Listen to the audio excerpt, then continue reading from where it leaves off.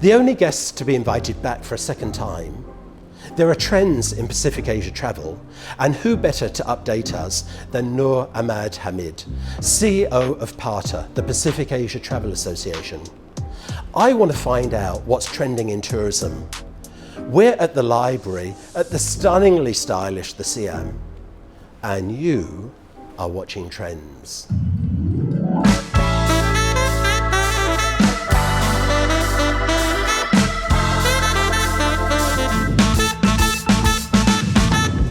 Noor, I had to invite you back because there's more information I need about travel and tourism in the Pacific Asia region. Now, I'm working for the Slate and we've recently rejoined PATA. Firstly, what are the membership benefits? Firstly, thank you, David, for having me back. One of the key fundamental of an association, especially PATA as a trade association, is that for you being able to join PATA, get that reputation, that recognition that you deserve, because we are a trade organization. There is a process for you to join PATA as an association that you have to apply. The secretariat will go through the process, and you have to get the board endorsement. That means you are already being accepted into the community of the professional travel, trade and tourism. I think that's the one most important thing. And of course, the other benefits will come in terms of you can expand your business network, you can get the latest insights and industry trends, not just from PATA, but also from all the PATA members' colleagues.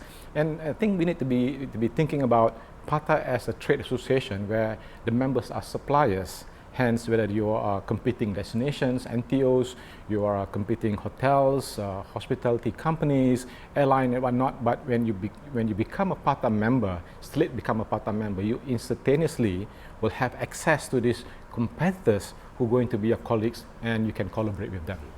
You touched on networking as one of the benefits, and you've got the upcoming PATA Mart. Yes.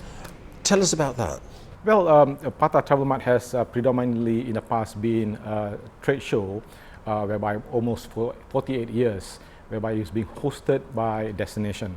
And this time will be very different because it will be organized fully by PATA without any destination hosting. So that's super important because firstly we are spending the fund to organize the event. Hence we are talking about the value, not the volume. So in terms of the show, it is a bit smaller. We have about close to 1,500 square meters net in terms of exhibitors from about 43 countries, which is still good. And we have top 200 qualified buyers from all over the world. So this is what we are very, very proud of, because in the past, you always get every buyers from every nook of the world without looking at the quality. So the value over the volume is critical for this year's show for us. So PATA Travel Mart, where and when?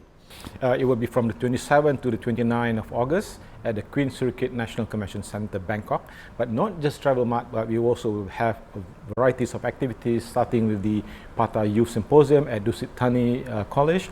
And then, of course, on the 27th also, we will have the PATA Knowledge Forum, which is very important for us to exchange ideas, exchange knowledge and information.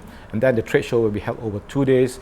We will have the penultimate PATA Gold Award Luncheon hosted by the MGTO, the Macau Government Tourism Organization, PATA Power of Networking, which I hope you will join. And of course, on the Friday, we'll have the PATA Executive Board and the board meeting.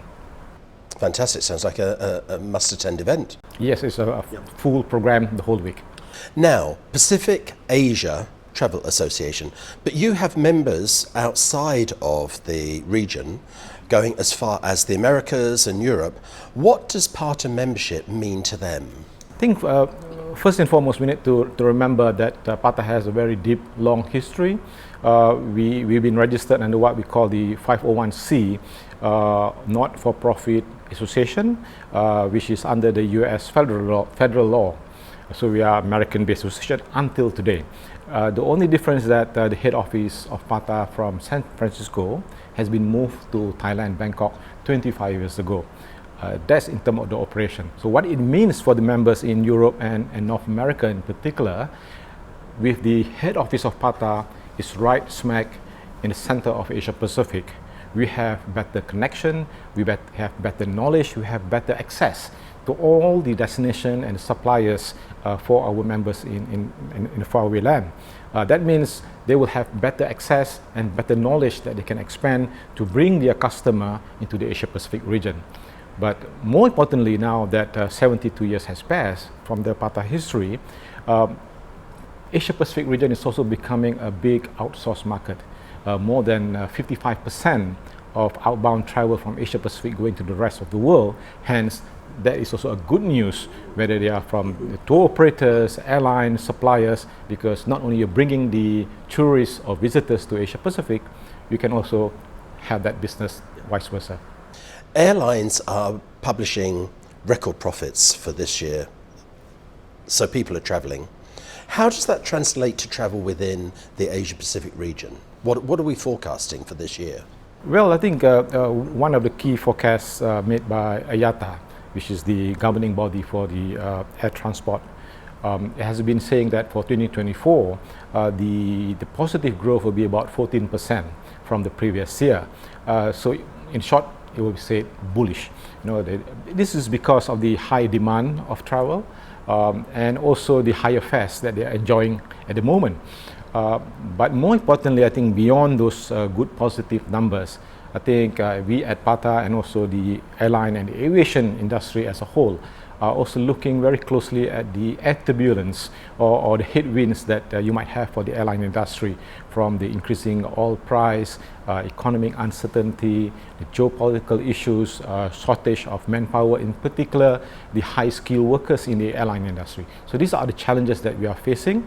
And of course, all airlines are talking about safety, talking about comfort, digitalization, and how they can improve further better service to the customer. But yet, we have both sides of the coin, bullish, which is good, but also the turbulence that we need to be expected. This series is called Trends. What unexpected trends are we seeing in tourism in Asia Pacific this year? Well, David, that's a very good and difficult question at the same time, because there's so many things going on in Asia Pacific. Different destinations are experiencing different phenomenon in terms of rush number of tourism.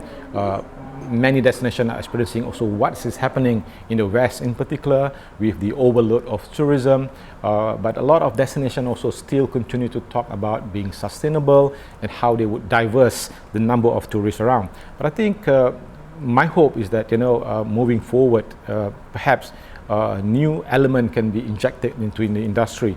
For example, in the tourism industry, we have already gone quite well in digital payment.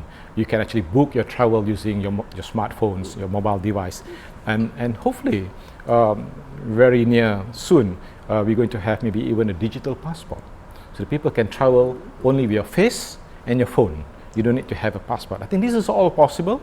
This is going to be the new trend, because I think every destination, as much as they are now offering free visa, and you don't actually need to travel to show your visa anymore, because it's all being done online. So digitalization is going to play a very key role in the changing landscape of tourism industry. I hope that will happen very soon. Statistics. You've got your finger on the pulse of what's happening in tourism and travel.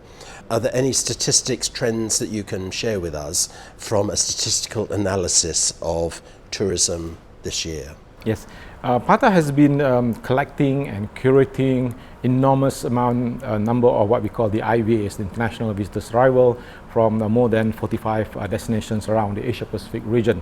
And we published two reports. One is the early part of the year, and one is the mid-year report.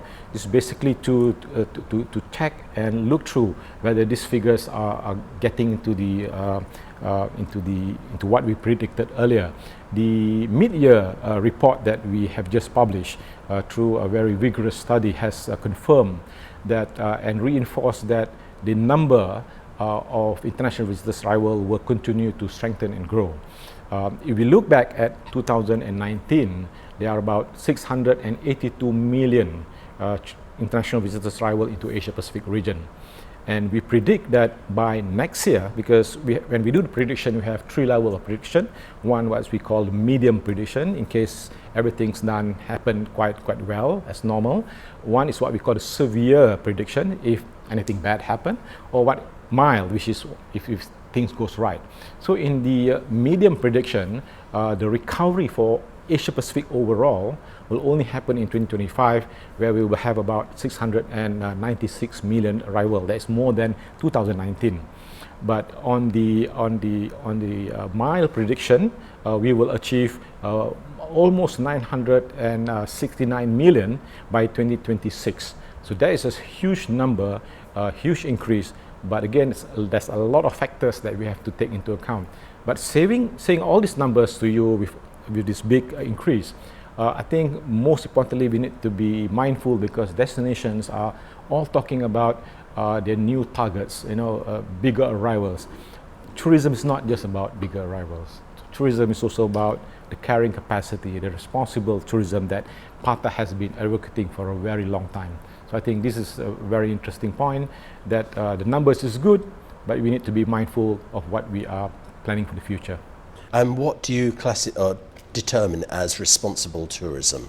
Well, there's a big word now called sustainability and all the UN SDGs, but I think through the history, PATA has been advocating about responsible development of tourism to, from and within Asia Pacific region since 1982, even before the buzzword sustainability came into place.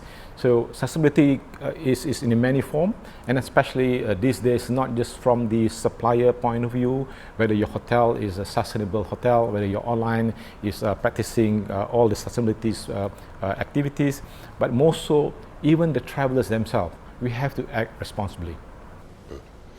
With the PATA membership, did it dip during COVID, and are you back on track in terms of growing your membership, and what are you doing to build PATA to bigger and better future? Very much like other international associations, PATA, I think we have our own share of the dipping during the COVID-19, especially in most of the destinations, tourism or travel are not allowed. No business.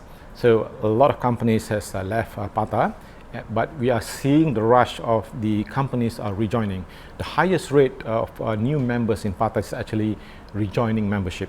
So we are almost coming back to the stable level, hopefully by early next year. But we also are seeing the new phenomenon of new companies that we have never heard of that is coming back or coming into the membership of PATA. So this is an exciting period, because not just from the travel and tourism industry, but we're also getting this from the aviation sector, from the hotel and hospitality industry, and also from the governmental or the public sector. We're getting more and more members from provinces, states and cities, not just from the National Tourism Organization.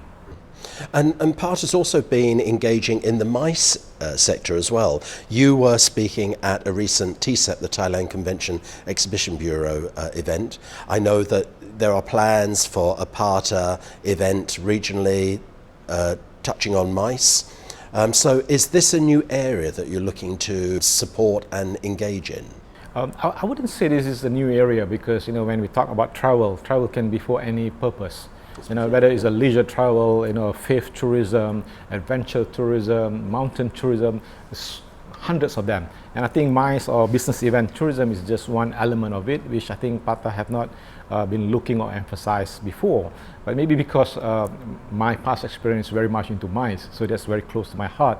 And I think moving forward, we even are doing some training on MICE tourism for some of our destination members. So I think having MICE into the mix, I think it just expand the whole horizon of how PATA can provide benefit to our members. You're in the driving seat now for PATA, you're firmly there. What's your vision over the next 5 years for the association? My vision is to see PATA grow strength to strength. We are one of the associations that has been beaten up quite badly during the pandemic. And I think that the industry is rallying behind us. We have a strong history and a foundation which is good. At at the recent PATA Annual Summit, it is proven that we ourselves are quite surprised with the number of turnout, the number of engagement that we have from the members. Similarly to the PATA Travel Mart that's happening end of this month. These are all the indicators that is saying that tourism is coming back strong. My vision is that to be able to bring PATA to the next level. If I can explain the next level here, I mean that we need to continue to provide, to be relevant, to provide better benefits to our members. Hence, the recent AGM, the board of PATA has approved that we're going to launch what we call the PATA Strategy 2030. That will include 5 key pillars from a few areas that we're going to focus in terms of delivery to our members. For geo-source markets, is India and China still the powerhouse of driving tourism in Pacific Asia?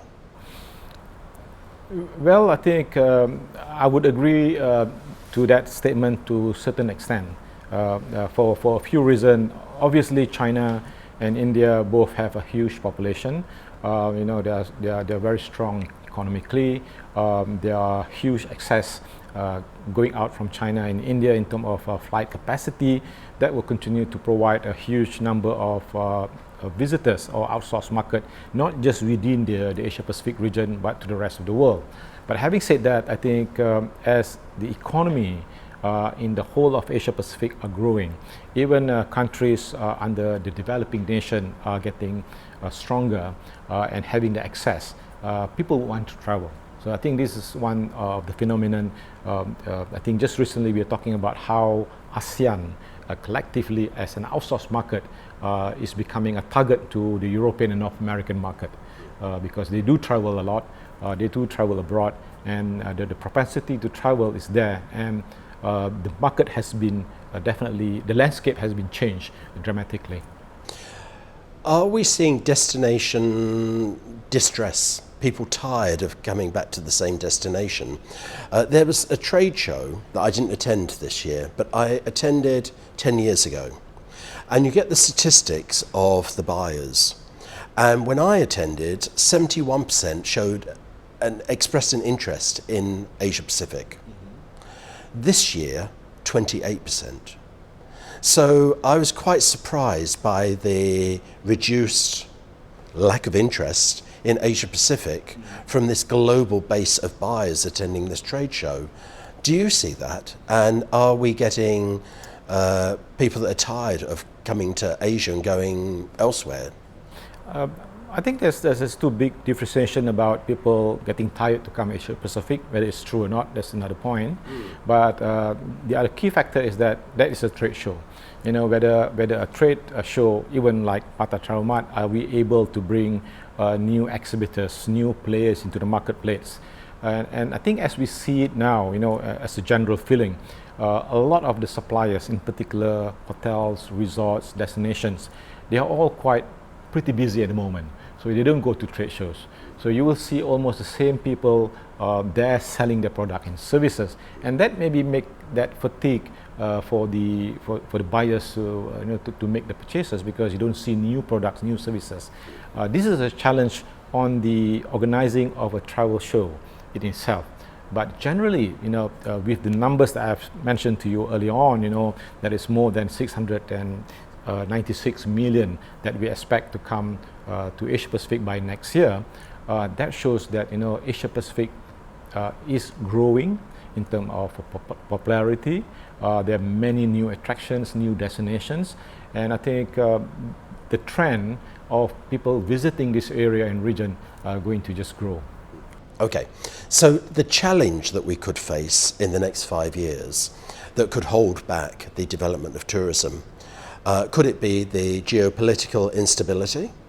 Could it be a lack of professional workforce, of trained youngsters coming into the industry?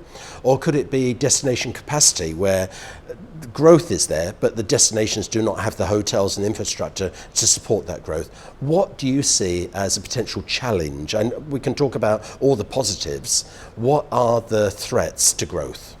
I think you have summed up very well. Those are actually the three main threats to our industry. It's not just about to have the capacity building, which in fact PATA is looking at it very seriously.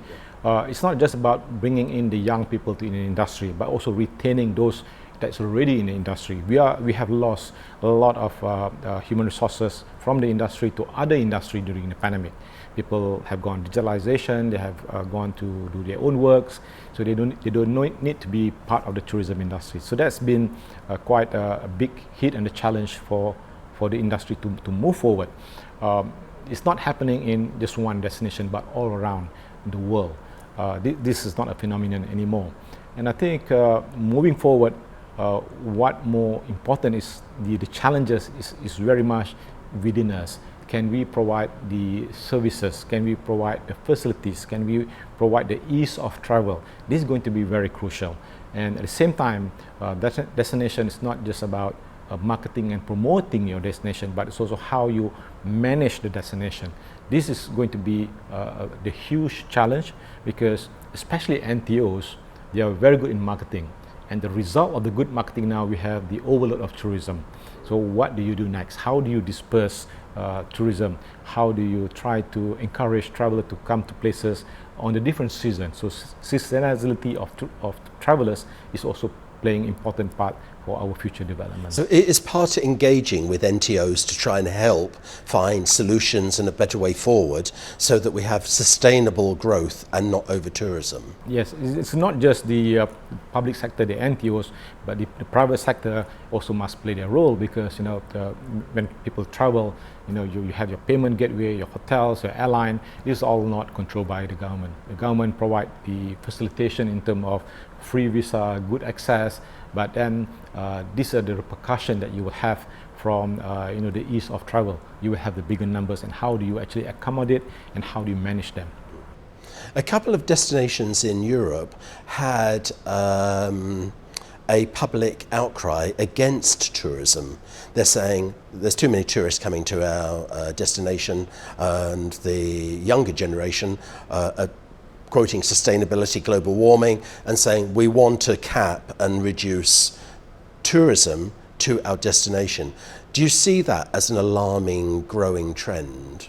It is alarming indeed, because one of the key trends that we've been talking about is FOMO, fear of missing out. If somebody has been to a fantastic destination, everybody wants to go there. So we also have our own fair share of overload of tourism in Asia Pacific region, where it's becoming alarming. Not only the local resident and community are against tourism, the government, municipal government or the state government are looking at ways of how they would charge excess fees to tourism. So this is all happening. Europe, this has been happening even before pandemic. It is getting worse now in some hotspots, and I think in Asia Pacific also we have some of our hotspot on our own. This is not an easy thing to do, because we are still recovering. Our industry players wants to to make as much as possible that they could from the industry, but at the same time, these are the challenges that we are all facing. Finally, what does PATA mean to Noor, CEO, beyond a job? For me, PATA means bringing the industry expert, members and non-members on the same platform, so that we can collaborate and work with each other, because the business is so big. We can share the cake. We are a family, and when the members comes together, it really forms and make the association tangible, and for me, that's what PATA is all about. Fantastic. Thanks so much for coming back for a second time, Noor. We could talk on and on about the trends and what's happening in tourism, but we're limited on time. Thank you so much, and thank you for watching this episode of Trends, and see you next Friday.